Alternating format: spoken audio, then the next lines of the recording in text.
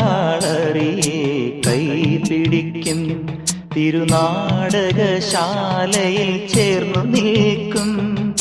നാലാളറിയെ കൈപിടിക്കും തിരുനാടകശാലയിൽ ചേർന്നു നിൽക്കും. യമുനാ നദിയായി കുളിരലയിളകും നിലവിൽ അമ്പലപ്പുഴി ഉണ്ണിക്കണ്ണനോടു നീ എന്തു പരിഭവം മെല്ലയോതി വന്നുവോ.